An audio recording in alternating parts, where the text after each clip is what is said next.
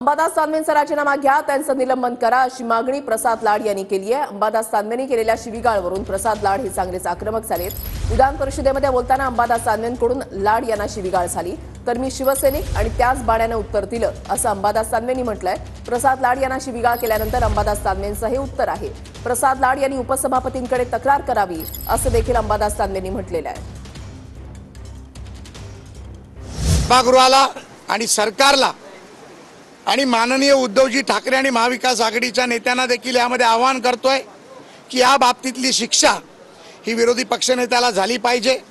विरोधी पक्षनेत्याचा राजीनामा झाला पाहिजे, विरोधी पक्षनेत्याचं निलंबन झालं पाहिजे आणि त्यांनी जाहीर माफी माझी नाही तर माझ्या कैलासवासी आईची मागितली पाहिजे, ही माझी मागणी यांच्यापुढे राहील। अशा सूचना किंवा बोलणं काय तुमच्या याच्या समोर सांगायचं नसतं, पण मी शिवसैनिक आणि शिवसैनिकाच्या बाण्यानं मी उत्तर दिलेलं आहे एवढंच सांगतो। मला असं वाटतं इथं मागणी करून काय होणार, त्यांनी सभापतीकडे जावं, अन्य काय काय संसदीय याच्यात कोर्टात जावं, जिथं जिथं जायचं तिथं जावं।